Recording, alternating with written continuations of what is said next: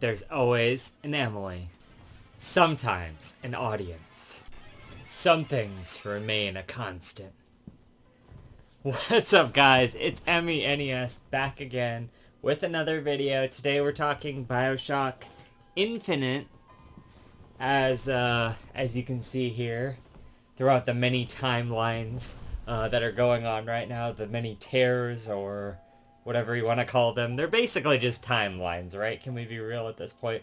This is a Life is Strange sort of scenario, except you can like rip into the different timelines or whatever, which is different. Yeah, so we're talking Bioshock Infinite here, the final Bioshock game until the show comes out, and I have to review that potentially episodically or something, which would be interesting.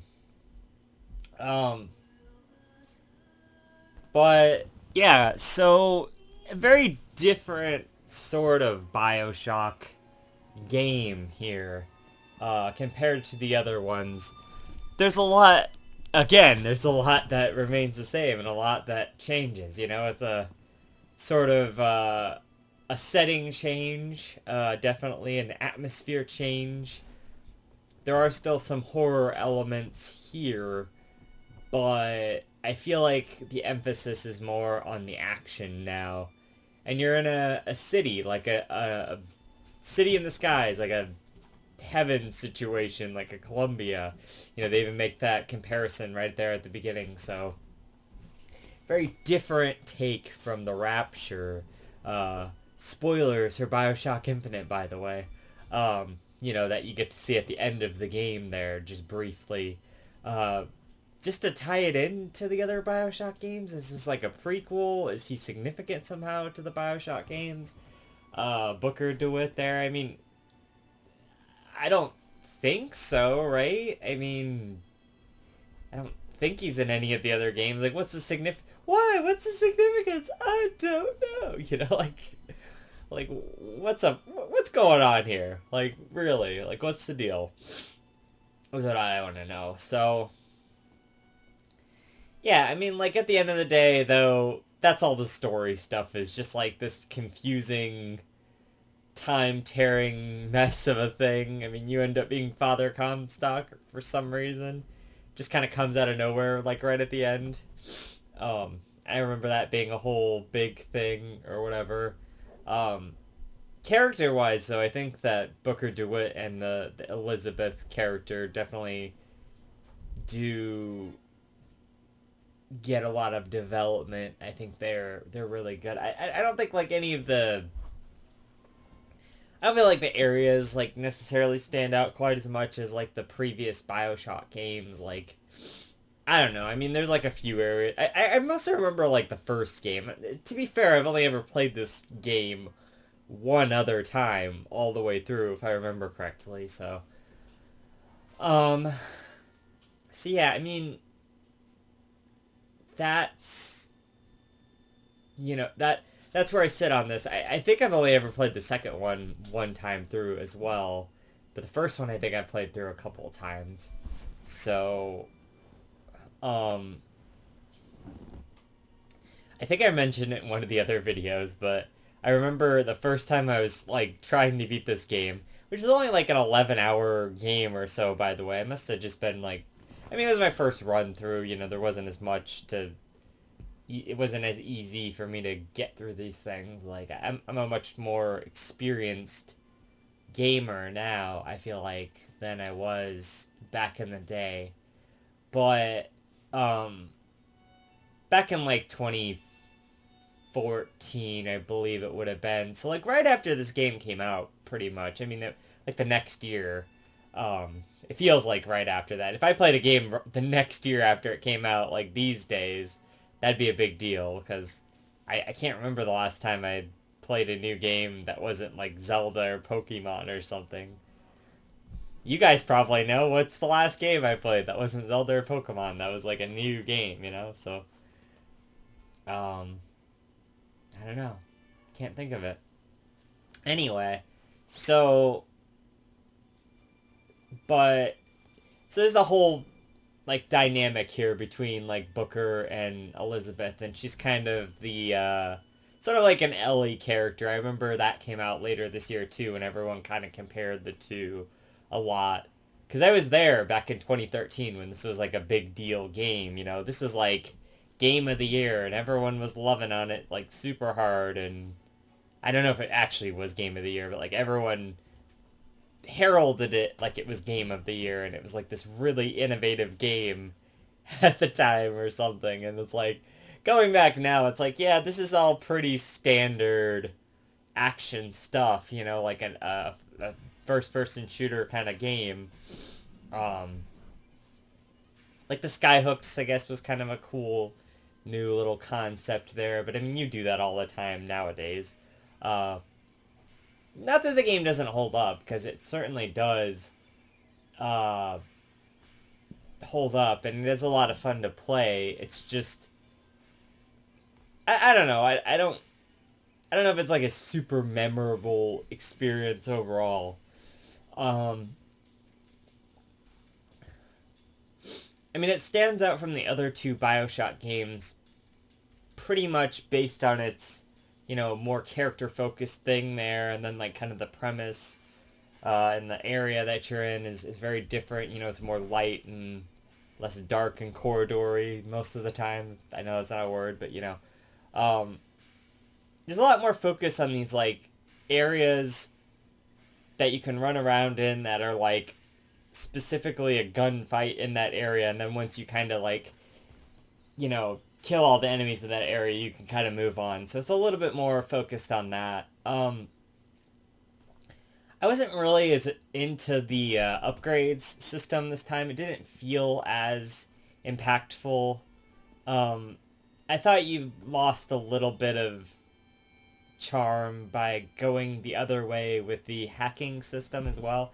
There is really not a hacking system. If you find something mechanical in this game that you want to hack, um, which they almost feel more primitive in this game, all like the robots and like the turrets and stuff. There's no real like drones or any of that. Like, I guess this is probably like earlier than the other Bioshock games, because like there's like drones and all sorts of crazy technology in the later ones. You know, or the earlier games in the franchise. You know what I'm saying? So, but um, yeah. Also, I would like to know how these tie in. I know there's probably like a bazillion things that explain it at this point, but like it probably was explained in the DLC. Let's be real. That's exactly where they explained it was in the DLC, like how it ties into how Rapture is even related to Columbia or any of that, or like why we were even there for like 5 seconds in the ending. Like that's probably all in the DLC, but I didn't play any of that. I never play the DLCs. That can be its own thing. If you want to see Emmy DLCs, I'll do them at some point on all of the Bioshock games. Um, if that's in high demand, I'll do it. I have to get 3 likes on the video, I don't know, for that to happen. So, there it is. If this video gets 3 likes, I'll do that. I'll do every Bioshock um, DLC out there for weekly content. Um, anyway, but it's still similar to the other games in the gameplay style. I think the two weapon thing was kind of not as great either. I know they kind of had a thing about doing that, I think around that time, of where you could just carry 2 weapons or something. I can't remember what other games there were. Was it like Uncharted or something where you can only carry 2 weapons? Something like that. So you kind of have to choose. It's like one of those systems, you know? It's like, it was working perfectly fine before. You didn't have to, like, cut us off from, like, using all the weapons. You can still use all your plasmids and stuff all at once, which are not plasmids in this game. They're called something else. I don't really remember what the term for them is in this game, but they're essentially still plasmids, even though, really, I don't feel like they're quite as interesting as the plasmids. But if they keep doing the same thing, it's gonna get stale, right? But it's like, I don't know. I don't know how to fix your problem, Bioshock. You know, you gotta make new games yourself, and I feel like this was enough of a change in direction for it to be worth the kind of differentness and whatnot. And I do think it's a good game. I mean, I don't really know if I feel like I like it more than Bioshock 2, but I don't know that I do as well. I mean, at least that was still in Rapture. I still had a lot of improvements on the original, and it still was a pretty good game. It was still, you got a new perspective on Rapture. Not that all the Bioshock games have to take place in Rapture, but it's just was such a core thing to the first two games, and then it's like you throw this whole new area at us, and it just it's a whole different thing, and it's fine, it works, and they went in a different direction with like this tears and stuff like that. That definitely wasn't in the older games. If you want to make Bioshock like a sort of an anthology first-person shooter thing where there's very similar themes throughout, I mean that's something. They definitely try to do political like commentary stuff like with racism and whatnot. It's only at like a couple points in the story. You know, they kind of do it here and there. They sprinkle it throughout. You know, the main story itself is like about time and different dimensions and parallel universes and stuff, which is like a really relevant theme nowadays with multiverses and whatnot. But I don't know. I mean, that's all fine. I feel like it's a little bit confusing. They don't really do a lot to expand upon it all the time. I feel like the characters question about it a lot, but they don't really get answers until the end, and then the answers still feel a little bit scattered. They don't feel like the full answers. Now, I'll be the first to admit, I probably missed a bunch of audio logs.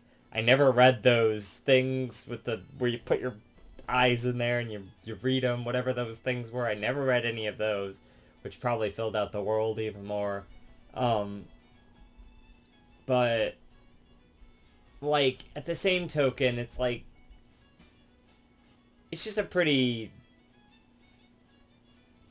ethereal story to not like really explain or sink your teeth into. Like, why are we Father Comstock? Like, I still don't really know if I understand any of that. You know, like, what's the deal with that? Like, how did that end up happening? Is that just, I know it's a twist, but like, you can't just do, ooh, it's twisty. It's very twisty, you know? You can't just like do. All right, I'm gonna be real. I missed a lot of dialogue. I like to watch videos and stuff on the side while I'm playing these games.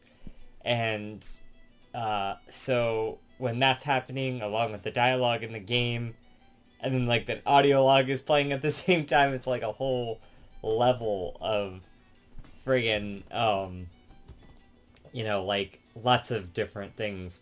But I did hear a majority of it, and I have played this game before.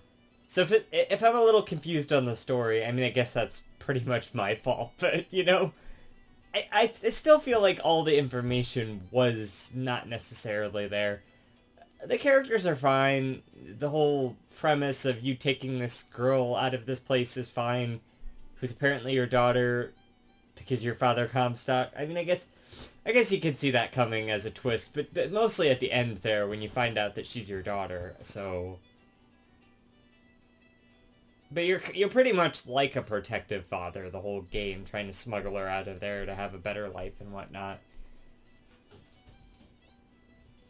I mean, it's not like an overly complex story at the base level, but just like all the little details are a little shaky and whatnot. I know this is like a hotly debated game between my friends, like, is it good, is it not? I mean, most of us like it, but like, my friend John Black doesn't like it, so, maybe Nick doesn't like it either. I can't remember if he's on that train too.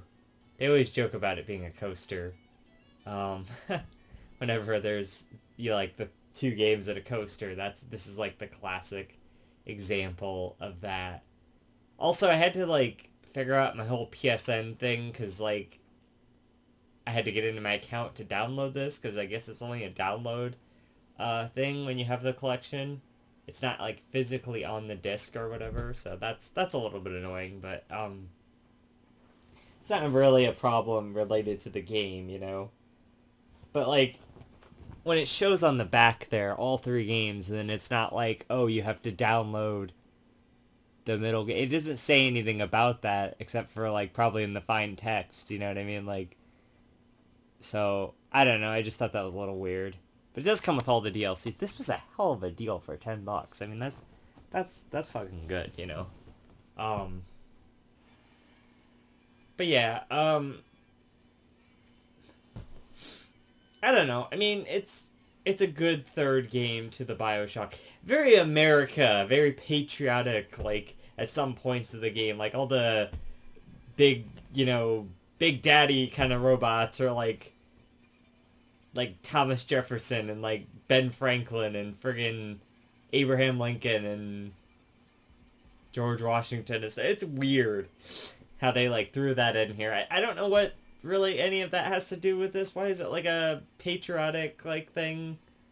Like just because they wanted to do that, I guess. I don't know. Why a lot of things in this game? You know, like that's what it really comes down to. Um, but like gameplay wise, it's really solid. I did notice that I did play this like 5 hours last night, and then like I don't know, like 7 hours today or something like that.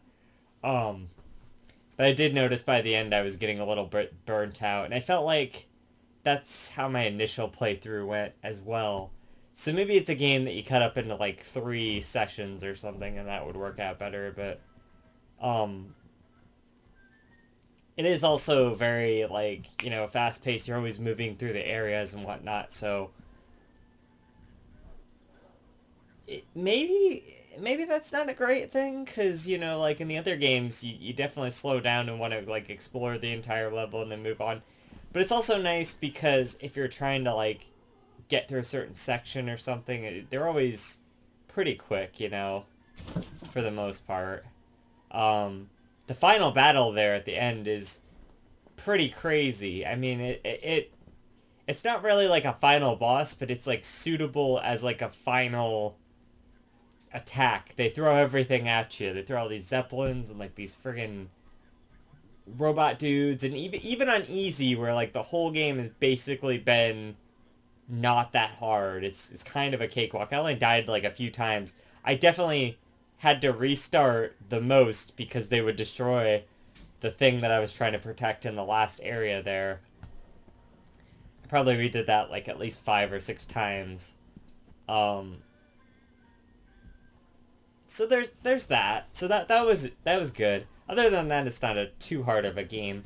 There's literally, if you press up on the D-pad, it'll tell you like with an arrow like where you're needing to go. There's no map in the game either. I think that's a little bit of a downgrade or a misstep because I would have liked to have seen like, hey, here's the area that connects to this area. Like, because it'll always tell you like you need to go to this area whenever you press up, but it's like I don't know specifically where that area is. I just have to kind of remember that in my head, but I don't know where that is relative to me because there is no map, you know. So that's that's something I would have wanted to include there.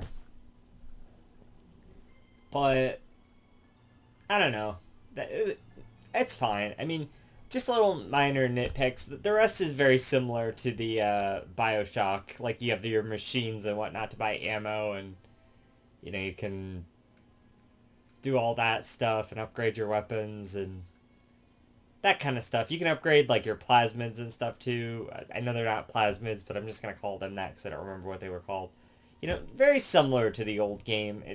It's a little bit different. It's just like, um, also with the safes. I guess that's a complaint. Is that like every time there's like a lockpick system in this game where Elizabeth, your companion character there, I guess +1 for the inclusion of a nice companion character there, so you don't feel alone the whole game. But I guess that was kind of part of the charm of the older games was But you never really felt alone because you were always talking to people over the radio and whatnot, which not really anything like that in this game. You're always just kind of talking to Elizabeth. I don't know. I don't know which one works better, really, but anyway, what was I trying to say there with that?